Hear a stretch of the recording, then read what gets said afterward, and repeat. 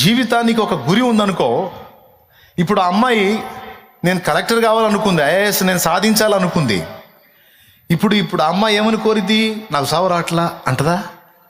ఒకవేళ తనకి ఏదైనా హెల్త్ ఇష్యూస్ వచ్చినా, దేవుడా దయచేసి నన్ను బాగు చేయి, ఎందుకంటే నేను అనుకున్నది సాధించాలి, నా కుటుంబానికి మంచి పేరు తేవాలి. పొట్టిదాన్ని కన్నారు, జానా బెట్టడి దాన్ని కన్నారు, పనికిమాలిన దాన్ని కన్నారు, పనికిరాని దాన్ని కన్నారు. దాని జీవితం ఏంది, దాన్ని ఎవడు చేసుకుంటాడు, దాని బతికేంది, అది అవిటిది అని నన్ను చుట్టూ ఉన్నవాళ్ళు అన్న మాటలు, నా తల్లిదండ్రులు నన్ను కన్నందుకు ఎంత వేదన పడ్డారో వాళ్ళ తల ఎత్తుకునేటట్టు నేను చేయాలి.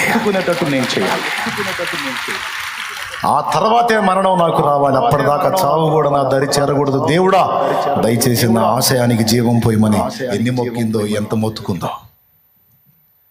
బతకాలని ఆరాటపడింది, బతికి చూపించింది. చదువుకున్న వాళ్ళకి ఇది ఛాలెంజ్. చదువు లేని వాళ్ళకి ఏం ఛాలెంజ్? దానికి కూడా బోల్డ్ అంత సబ్జెక్ట్ ఉంది. ఒక రాష్ట్రంలో ఒక పెద్ద ఆయన ఉన్నాడు. దాదాపు 30 సంవత్సరాలు కష్టపడి ఒక కొండని మధ్యకు చీల్చి తన గూడెం ప్రజలు ఊళ్ళోకి వెళ్ళడానికి కొండ చుట్టూ తిరిగి వచ్చే పని లేకుండా తన జీవితంలో దాదాపు 30 సంవత్సరాలకు పైచిలుకు కాలాన్ని వెచ్చించి రోజు కొంచెం ఆ కొండను తొలవటం మొదలుపెట్టాడు. అక్షర జ్ఞానం లేని వ్యక్తి. ఎందుకో తెలుసా? అది కూడా మీకు దొరుకుతుంది నెట్లో.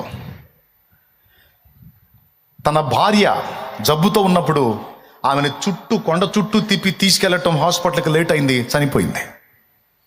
గర్భిణీ స్త్రీలు వేదన పడుతున్నప్పుడు కొండ చుట్టూ తిప్పి తీసుకెళ్లాలంటే వాళ్ళకి దారుణాలు జరుగుతున్నాయి. తాగేదానికి నీళ్లు తెచ్చుకోవాలంటే కొండ చుట్టూ తిరిగి ఒక్క బిందె తెచ్చుకునేసరికి వాళ్ళ పని అయిపోతుంది. ప్రభుత్వాలు జోక్యం చేసుకొని దారేస్తాయా అంటే వేయలేదు, పట్టించుకోలేదు, దీక్ష పూనాడు. అక్షర జ్ఞానం లేని ఒక వ్యక్తి రాత్రింబగళ్ళు కష్టపడ్డాడు, అదే పనిగా పెట్టుకున్నాడు. విడి సమయాల్లో కొంత పని చేసి, అదిగో నేను చెప్పేది, అదిగో చూడండి, ఫొటోస్ వచ్చినాయి చూడండి. ఆయన అదే పనిగా పెట్టినాడు. కాస్త కష్టపడి కాస్త కూస్తో సంపాదించుకొని కడుపు నింపుకోవటం, ఇక మిగిలిన సమయం అంతా కొండను తొలవటం. పెద్ద కొండ, దాన్ని చుట్టూ తిరిగిపోవాలి. అదే మధ్యకు చీలగొట్టాడు అనుకో, ఈజీగా దాటి వెళ్ళిపోతారు. చుట్టూ తిరిగి గంట సేపు చేసే జర్నీ 5 నిమిషాల్లో దాటి వెళ్ళిపోవచ్చు. ఆయన అంటున్నాడు చూడండి, చదువు ఉంటుందంటారు ఆయనకి చదువు, కానీ సమాజ శ్రేయస్సు గురి ఆయన చేసిన పని ఈరోజు చరిత్రకెక్కింది. ఇవన్నీ నేను మీకు ఎందుకు చెప్తున్నానంటే, జీవితంలో ఏదో ఒక లక్ష్యాన్ని మనం కలిగి ఉండి దాన్ని సాధించే దిశగా మనం ఆలోచించకపోతే, అడుగులు వేయకపోతే బ్రతికే ఒక చేదుగా అనిపిస్తుంది, బతకబుద్ధి కాదు.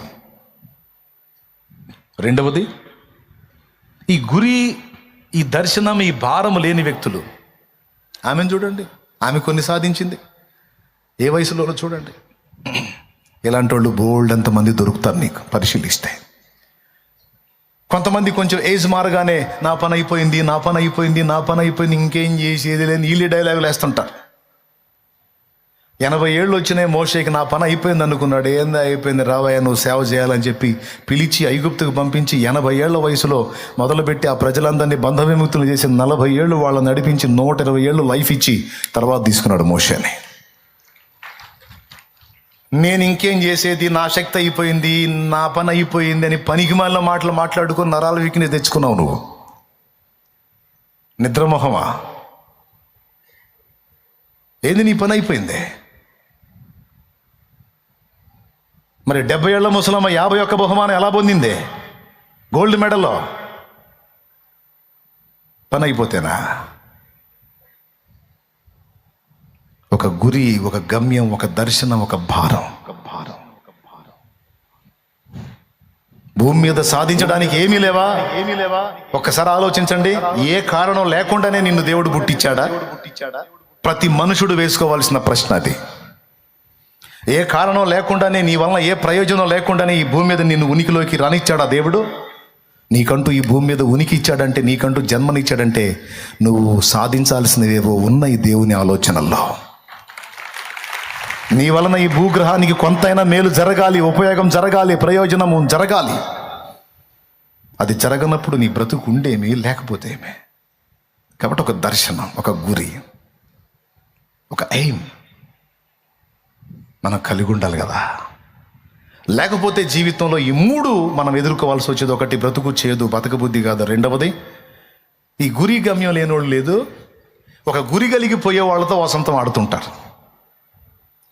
ఈ గురి గమ్యం లేనివాళ్ళు ఒక గురి కలిగి పోతుంటారు, వాళ్ళతో ఆడుతుంటారు. నువ్వు నన్ను పట్టించుకోవట్లేదు, నువ్వు నా గురించి ఆలోచించట్లేదు, నువ్వు నా గురించి అసలు ఏమీ బాధ్యత లేకుండా ఉన్నావు, నువ్వు అలా చేస్తున్నావు, నువ్వు ఇలా చేస్తున్నావు. ఇక వేరే పని లేదు కదా వీళ్ళకి. వీళ్ళ బతుకు ఏదన్నా సాధిద్దాం, అటు దైవికంగా కానీ ఇటు భౌతికంగా కానీ ఏదో ఒకటి సాధిద్దాం, పిల్లల్ని కన్నాం, పిల్లలకి రెక్కలు తెద్దాం, వాళ్ళని తీర్చిదిద్దుదాం, లేకపోతే 4 ఆత్మలకు సువార్త చెబుదాం, లేకపోతే కష్టపడుతున్న భర్తకి ఏదో ఒక విధంగా చేయూతను అందిద్దాం. నేనంటూ ఎంతో కొంత సాధించిన చరిత్ర ఉండాలి కదా అన్న ఆలోచన వీళ్ళకు ఉండదు. ఈ గురి గమ్యం లేనోళ్ళు పనికి మాలిన విషయాలన్నీ పెట్టుకొని ఇంటోళ్ళని బయటోళ్ళని శోధిస్తూ ఉంటారు. వీళ్ళకి రెండో పని లేదు కదా. వీళ్ళు సాధించేదానికి గురి లేదు, గమ్యం లేదు, వీళ్ళ బతుకు అర్థం లేదు. తింటాం మాత్రం 3 పూట్ల తింటాం, పోయి రావటం, ఇదే కార్యక్రమం. ఇక గ్యాపుల్లోనేమో శోధన, ఇంటోళ్ళని పీడించటం, ఆడోళ్ళు కానీ మగోళ్ళు కానీ. ఈ గురి లేని బతుకులకి ఏ లక్షణాలు ఉంటాయి? కొంపతీసి ఈ టైపు సరుకు ఇక్కడ కూర్చున్న వాళ్ళు ఎవరన్నా ఉంటే దయచేసి మారు మనసు పొంది ఒక గురిని జీవితానికి ఏర్పరచుకోండి. ఒక స్పష్టమైనటువంటి దర్శనం కలిగి బతకండి. నువ్వు భౌతికంగా సాధించినా సరే, ఆధ్యాత్మికంగా సాధించినా సరే, నువ్వు ఆ విధంగా సమాజానికి ఉపయోగపడవచ్చు.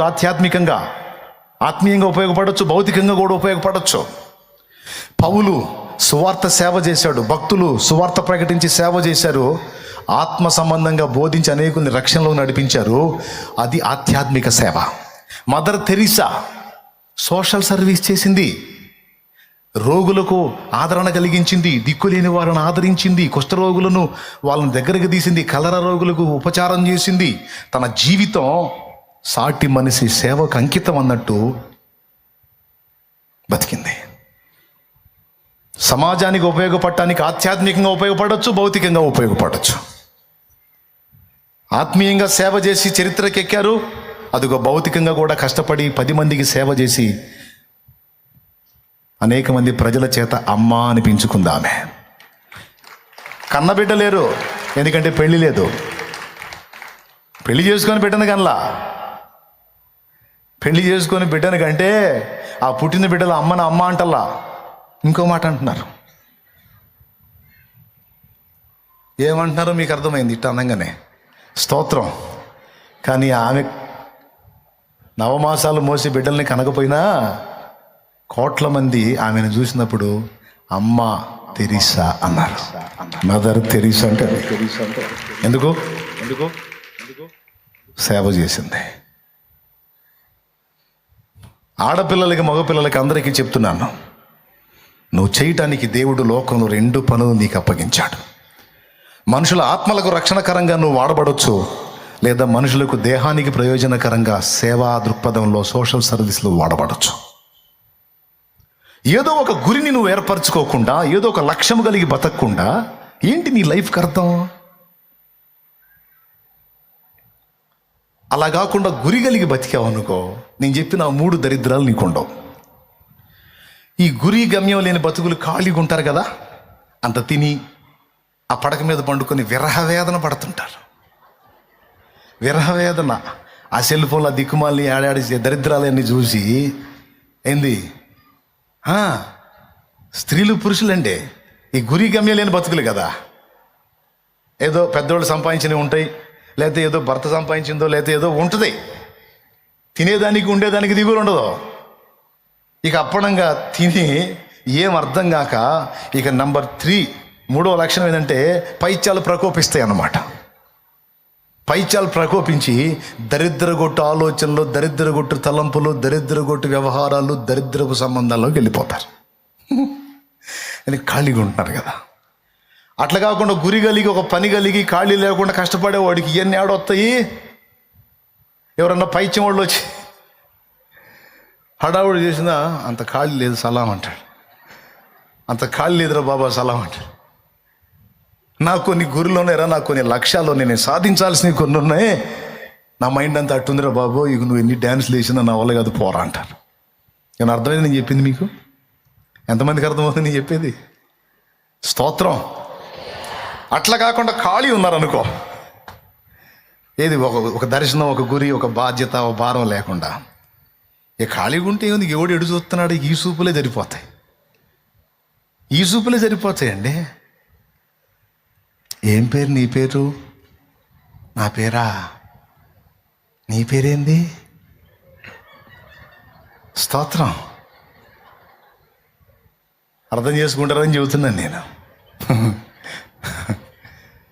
అట్లా కాకుండా బాధ్యతలో ఉన్నవాడికి, బాధ్యతలో ఉన్నానికి ఏం పేరు నీ పేరు? నా పేరుతో నీకెందుకురా, పగిలిపోతుంది ఎవటపు. అంతేగాని మెలికలు తిరిగేదానికి ఎక్కడుంది? నేను చెప్తున్నాను ఈరోజు, ఈ రాత్రి నిజంగా నేను వందనాలు చేసి చెప్తున్నాను, దేవుని ఏర్పాట్లో ఉన్నోళ్ళు ఈ రాత్రి అందుబాటులో ఉన్నారనుకుంటున్నాను నేను. ఈరోజు ఈ సందేశాన్ని దేవుడు ఇప్పిస్తున్నాడు. దేవుని ప్రణాళికలో ఉన్నోళ్ళు ఈ రాత్రి ఇక్కడ ఉన్నారు. హల్లెలూయా, హల్లెలూయా. మంచి మనస్సాక్షి కలిగిన వారుగా మీరు ఉన్నారని నమ్మి నేను చెప్తున్నాను ఈ విషయాలు. చర్చిలో ఒక అమ్మాయి కూర్చొని వాక్యం ఏంటంటే, ఎవరో ఏవేవో శబ్దాలు చేస్తుంటే కూటం అయిపోయినాక ఆ అమ్మాయి పాస్టర్ దగ్గరికి వచ్చి, మన చర్చి వాళ్ళకి డిసిప్లిన్ లేదండి, క్రమం లేదు, క్రమశిక్షణ లేదు, న్యూసెన్స్ ఎక్కువ, సౌండ్లు చేస్తూ ఉంటారు, వాక్యం వినలేరు, వాళ్ళ శబ్దాల దెబ్బకి, వాళ్ళ గొడవ దెబ్బకి అసలు కాన్సన్ట్రేషన్ కుదరట్లేదు, ఏకాగ్రత రావట్లేదు, ఇట్లయితే కష్టం కదా అందుట. ఆయన అన్నట్ట, ఒక చిన్న పని చెబుతా, చేస్తావా తల్లి అన్నట్ట. చెప్పండి చేస్తానంటే, ఒక గ్లాసు నిండా పాలు పోసి, నిండా ఇక్కడ దాకా పైకల్లా పోసి, ఇది చేతిలో పట్టుకొని ఒక్క చుక్క కూడా కింద పోకుండా మందిరం చుట్టూ ఒక్కసారి తిరిగి రామ్మా అన్నట. ఎందుకు అందట. చెప్పింది చేయమ్మా అంటే ఆ గ్లాస్ పట్టుకుంది, ఒక్క చుక్క కూడా కింద పోవద్దన్నాడు కదా, ఇక పోనీయకుండా అలాగా తిరిగి నీట్గా వచ్చిన తర్వాత అడిగాడు, జాగ్రత్తగా తెచ్చే ఒక డ్రాప్ కూడా కింద పడుకునంటే, చూడండి పాస్టర్ గారు, చుట్టూ చూడండి, ఎక్కడ కూడా పొరలని లేదు, ఒక్క డ్రాప్ కూడా కింద పడలేదు, పర్ఫెక్ట్గా తీసుకొచ్చాను అన్నట్టు. సూపర్. మరి ఇది తీసుకొని తిరుగుతూ ఉన్నప్పుడు అటుపక్క సుబ్బయ్య ఇందా కేకలేసాడు, నీకు కింద పడ్డదా అని అడిగాడంట. ఎవరు కేకలేశారు? నాకు తెలియదు అందంట. ఎందుకు తెలిసిద్దమ్మా? నీ దృష్టి అంతా పాల మీద ఉంది. ఇటుపక్క ఫలాం దగ్గర ఇంకొక సంగతి జరిగింది, తెలిసిందా? నాకెందుకు తెలిసింది? తెలియదు. ఎందుకంటే దృష్టి అంతా ఎక్కడ ఉంది? నువ్వు పెట్టాల్సిన దగ్గర దృష్టి పెడితే ఎవరు ఎన్ని గోళ్ళ చేసుకున్నా అవి ఎక్కవమ్మా నీకు అన్నాడట. నీకేమైనా అర్థమైందా? ఎంతమందికి అర్థమైంది? ఇది అర్థం కాకపోవడానికి ఏం మర్మం అయింది. ఇప్పుడు ఇది మీకెందుకు చెప్పాను నేను అంటే, ఏదైనా ఒక దాని మీద మనం దృష్టి కలిగి నడిస్తే దానికి ఆపోజిట్లోకి ఎన్ని డిస్టర్బెన్స్లు వచ్చినా అవి మనల్ని కదిలించజాలవు.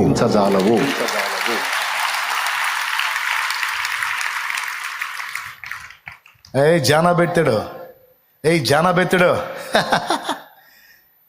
ఐఏఎస్ చదువుతున్నావే, జానా పెట్టాడు ఎక్కలా, అవమానాలు ఎక్కలా, హేళనలు ఎక్కలా, ఎగతాళి లెక్కల. ఒక్కటే దృష్టి పెట్టింది దాని మీదనే సాగిపోయింది. చివరికి జానాబెత్తడు అన్న నోళ్ళని ఏమైపోయినాయి? ఈ జానాబెత్తడు కలెక్టర్ అయ్యి చుట్టూ పోలీసు బెటాలియం వస్తుంటే ఎగతాళి చేసిన నోళ్ళన్నీ ఏమైపోయినాయి? ఎళ్ళబెట్టుంటాయి, నోళ్ళు ఎళ్ళబెట్టుంటాయి. జనాలది ఏముందండి, అటైతే అటు అంటారు, ఇటైతే ఇటు అంటారు. గెలిచామనుకో, నాకెప్పుడో తెలుసు ఆ మనిషి సామాన్యుడు కాదు, సాధిస్తాడని నాకు ఫస్ట్ నుంచే తెలుసు అంట. బోర్ల పడ్డామనుకో, ఏందో పెద్ద సాధించాలని, ఏంది వీడు సాధించి బొంద అంటారు. వాళ్ళ మాటలయ్యి పలుగాకుల లోకం. స్తోత్రం.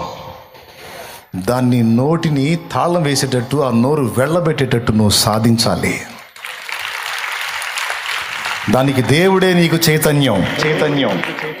అది తాగుబోతాడు, వాడు పెద్ద గాలుడు, వాడు అట్లాంటోడు, వాడు ఇట్లాంటోడు. ఓకే, తెలియనప్పుడు గాలోడే, తెలియనప్పుడు తాగుబోతోడే, తెలియనప్పుడు తిరుగుబోతోడే, తెలియనప్పుడు కోపిష్టోడే, పాపిష్టోడే. కానీ ఈరోజు దేవుణ్ణి తెలుసుకున్నాడు, అద్భుతంగా మారాడు, వాడు 10 మందికి ఆదర్శం అయ్యాడ్రా. ఆ అమ్మాయి తెలియనప్పుడు విచ్చలవిడిగా బ్రతికిందే, కానీ తెలుసుకున్న తర్వాత మారింది. ఈరోజు సభ్య సమాజానికి ఆ అమ్మాయి ఒక బాసటగా ఉందిరా. దేవునికి స్తోత్రం కలుగునుగాక. జీవితాన్ని అలా స్పష్టంగా అధ్యయనం చేయకపోతే నువ్వేం సాధించలేవు, నీ టైం అంతా వేస్ట్ అయిపోయింది. పలుగాకుల మాటలను లక్ష్య పెట్టొద్దు, ఒకటే దృష్టి పెట్టును. ఏదో ఒకటి నేను దేవుని కొరకు సాధించాలి, సమాజం కొరకు సాధించాలి, ప్రభువుకి, సమాజానికి, కుటుంబానికి దీవెనకరంగా నేను ఉండాలి. దాని మీద నేను దృష్టి పెట్టాలని దృష్టి పెట్టు. ఇప్పుడు నేను చెప్పిన 3 నువ్వు జయిస్తావు. ఒక అద్భుతమైన సూత్రం ఈ రాత్రి మీకు అందించాను. బ్రతకాలనే ఆరాటం నీలో ఉండాలన్నా, పనికిమాలిన విషయాల్లో వ్యాజ్యం నీకు ఉండకూడదన్నా, పాపపు తలంపులు, పాపపు ఇచ్చల్ని అధిగమించి నువ్వు గెలవాలన్నా, గురిని ఏర్పరచుకొనటం అనేది ఒక్కటే మార్గం. Empty mind devils workshop. ఖాళీ మనసు దయ్యాల కర్మాగారం. వద్దు, దాన్ని ఖాళీగా ఉంచొద్దు. అటు దేవుని కార్యాలు, ఇటు మనుషుల కార్యాలు నెరవేర్పు కోసం ఒక లక్ష్యం కలిగి పరిగెత్తాలి. ఇది నా లైఫ్లోనే నేను పరిశీలించుకున్నానండి. ఒక గురి కలిగి ప్రయాణం చేసినప్పుడు చెత్త వ్యవహారాలు ఎన్ని నా చుట్టుముట్టినా అవి నన్ను గెలవలేకపోయినాయి. గురిని పక్కన పెట్టి ఎప్పుడైతే నేను ఖాళీగా ఉన్నానో, అబ్జర్వ్ చేసుకున్నానో, ఎక్కడెక్కడ దరిద్రం అంతా నా దగ్గరికి వస్తుంది. అప్పుడు నాకు అర్థమైంది, ఊరి తేడా ఇదే. నిజమే. బైబిల్లో కూడా దేవుడు ఆదామును సృష్టించినప్పుడు ఏదెన్లో తోట వేసింది ఎవరు? పెద్దగా చెప్పండి. దేవుడే. తోటేసి ఆదాం హవ్వలను అందులో పెట్టి ఏం చెప్పాడు? మీరేం చేసేది లేదు, హాయిగా తోటలో తిరగండి, అప్పనంగా తినండి, నిద్రపోండి అని చెప్పి ఎక్కడన్నా చెప్పాడా?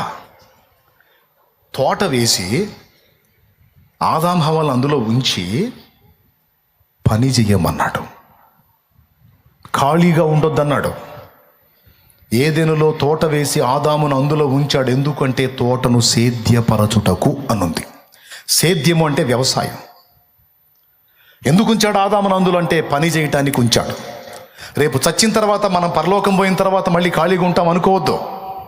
మళ్ళీ రేపు పోయిన తర్వాత కూడా పని ఉంది. అంటే మానవ జాతి ఆరంభంలో పని అప్పచెప్పాడు. రేపు చచ్చి దేవుని రాజ్యానికి చేరిన తర్వాత, పరలోకం చేరిన తర్వాత కూడా అక్కడ పని ఉంది, ఇక్కడ పని ఉంది, అక్కడ పని ఉంది. ఈ మధ్యలో ఖాళీ ఎందుకండి? ఈ మధ్య గ్యాప్ ఎందుకు ఇచ్చాడు తెలుసా? నువ్వు సాధించాల్సిన పనులు భూమి మీద సాధించమని ఇచ్చాడు పిలుపు. ఎవరిని ఖాళీగా ఉండమనలేదే, ఎవరిని ఖాళీగా ఉండమల్లా. జీవితంలో ఏదో ఒకటి సాధించాలనే లక్ష్యం పెట్టుకో. అప్పుల్లో ఉన్నావా? ఛాలెంజ్ తీసుకో. అప్పులు తీర్చాలి, నా కుటుంబాన్ని ఒడ్డుకు లాగాలి, దానికోసం అహర్నిశలు నేను కష్టపడాలి, నా ఫ్యామిలీని బయటేయాలి, అందరిలాగా నా కుటుంబం కూడా తల ఎత్తుకొని బతకాలి. ఓ యవనస్తురాలా, నా తల్లిదండ్రి రెక్కలు మొక్కలు చేసుకొని సంపాదించి లక్షల డబ్బు నా ప్రారంభం నుంచి నా చదువుకి రూపాయి కూడబెట్టి నా టోటల్ చదువు కంప్లీట్ అయ్యేసరికి లక్షల్లోనే నా కోసం ఖర్చు పెట్టారు. బోల్డంత ఆశతో వాళ్ళు అనుకున్నది నేను సాధించాలి, వాళ్ళు అనుకున్న అంతస్తుకు నేను చేరాలి. ఒకసారి కాకపోతే 2 సార్లు, 2 సార్లు కాకపోతే 4 సార్లు, 5 సార్లు, 6 సార్లు, 10 సార్లు అయినా సరే పోరాడతాను, ప్రయత్నిస్తాను. నా తల్లిదండ్రులు తల ఎత్తుకునే విధంగా నేను నిలబడతాను అని జీవితాన్ని ఛాలెంజ్గా తీసుకో. నా కోసం ఇంత అహర్నిశలు కష్టపడ్డ నా తల్లిదండ్రులకు బాసటగా నిలుస్తాను, ఆదరణగా నిలుస్తాను, వాళ్ళని ఆదరిస్తాను, ఆదుకుంటాను. ఫ్యామిలీని దృష్టిలో పెట్టుకో, సాటి మనుషుని దృష్టిలో పెట్టుకో. నా కుటుంబంలో నేనే నిలబడాలి. బిఆర్ అంబేద్కర్, జాతి మొత్తం అవమానాల పాలవుతుంది. గేదెకి క్షవరం చేసేవాడు నేను దళితుడని నాకు క్షవరం చేయనన్నాడు. అంటే పశువు కంటే హీనుడిగా నన్ను చూశాడు. వదిలిపెట్టకూడదు. దళితుడిగా పుట్టడమే పాపమా? అంటరాని వాడినా, నా జాతి అంటరానిదా, ఎలా అవుతుందో చూస్తా అని దీక్ష పూనాడు. రాత్రింబగళ్ళు కష్టపడి చదివాడు. ఈరోజు అంటరాని వాళ్ళు అని అవమానపరచబడిన తన జాతి ఈరోజు అగ్రస్థానాల్లో కూర్చొని జాబ్ చేయడానికి అతడు ఆధారమయ్యాడు. రాజ్యాంగ రచయితగా ఖ్యాతి గడించాడు. దాదాపు 140 కోట్లకు పైచిలుకున్న భారత జాతికి రాజ్యాంగ రచయిత తానే అయ్యాడు. కర్ణాటక పోతే అంబేద్కర్ విగ్రహాలు కనపడుతున్నాయి, తమిళనాడు పోతే అంబేద్కర్ విగ్రహాలు కనపడుతాయి, కేరళ పోతే అంబేద్కర్ విగ్రహం, ఎక్కడ దేశం మొత్తం, భారతదేశం ఎటు పోయినా ఎటు కనపడుతున్నాడు. ఎటు పోయినా ఒకడు దీక్ష పూనాడు, నడుం కట్టాడో, నా ఊపిరి పోయే నాటికి నా జాతిని ఉద్ధరించే నేను లోకాన్ని వదలాలని దీక్ష పూనాడు. సమస్యలు అతన్ని కృంగదీలా. ఇది 4వ విషయం. ఎప్పుడైతే ఒక గురి గమ్యం కలిగి నువ్వు ప్రయాణం చేస్తావో, ఈ 3 మాత్రమే కాదు, నిన్ను కృంగదీయటానికి వచ్చే రకరకాల సమస్యలు కూడా నిన్ను కదిలించజాలవు. ఎందుకంటే నువ్వు పెట్టుకున్న ఎయిమ్ అలాంటిది, లక్ష్యం అలాంటిది. ఆ లక్ష్యం పెట్టుకున్నాడు. కన్న బిడ్డలు పిట్టల్లా రాలిపోతున్నా సరే లెక్క చేయలా, కడుపు మలమల మాడుతున్నా లెక్క చేయలా. ఒక స్థాయికి వచ్చిన తర్వాత కూడా తోటి కొలీగ్స్, తోటి ఉద్యోగస్తులు అవమానపరుస్తున్నా లెక్క చేయలా. భార్య ఇబ్బంది పడుతున్నా ఆ శ్రమలు, ఆ సమస్యలు, ఆ బాధలు ఏవి కూడా అతన్ని కదిలించలా. ఒకటే లక్ష్యం. పిల్లవాడు జబ్బుతో ఉన్నాడు, నీకు డబ్బు కావాలంటున్నావు. ఈ డబ్బు పిల్లవాడికి ఉపయోగిస్తే పిల్లవాడు బ్రతుకుతాడు, ఇది నీకు పంపిస్తే వాడు చచ్చిపోయే అవకాశం ఉంది. అంటే నా ఒక్క బిడ్డ పోయినా పర్వాలా, నా జాతి బాగుపడాలి, నాకే పంపించు, నేను చదవాలి. నా కోసం కాదు, నా కుటుంబం కోసం, నా జాతి కోసం చదవాలి. అంటరానివాడా, తక్కువ జాతోడా, తక్కువ కులవస్తుడా అని ఒక పశువుకి ఇచ్చిన విలువ కూడా నాకు ఇవ్వకుండా, నా జాతికి ఇవ్వకుండా అవమానపరుస్తున్నారు. అది నేను తట్టుకోలేకపోతున్నా. ఈ దారుణం చూసి నేను నా ఇల్లు బ్రతికుండే కంటే చచ్చిపోయింది మేలు, లేదా సాధించాలి. కాబట్టి నేను, నా ఫ్యామిలీ కర్పూరంలా కరిగిపోయినా పర్వాలేదా, జాతిని ఉద్ధరించే కన్ను మూయాలి. కాబట్టి నాకే పంపు అంటే డబ్బు ఆయనకి పంపింది, పిల్లవాడు చనిపోయాడు. పాపం మళ్ళా సమాచారం అయింది గంగాధర్ చనిపోయాడని. పర్వాలేదు, చేదైన విషయాలు దిగమింగారు. బైబిల్కి వెలపట ఉన్న సంగతి గురించి, వ్యక్తి గురించి మీరు చెప్తారంటే, అవునండి, రాజ్యాంగ రచయిత, నా దేశాన్ని గౌరవిస్తున్నాను, దేశ నాయక గణాన్ని గౌరవిస్తున్నాను, రాజ్యాంగ రచయితను కూడా గౌరవిస్తాను. ఈరోజు స్వేచ్ఛగా సువార్త ప్రకటించగలుగుతున్నాను అంటే ఆ హక్కు ఆయన రాసిందే.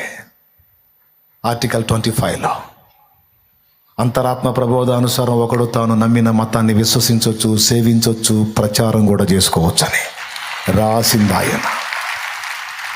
అందుకే బిఆర్ అంబేద్కర్ నాకు గౌరవనీయుడు, గౌరవ పాత్రుడు, నాకు ఆదర్శం.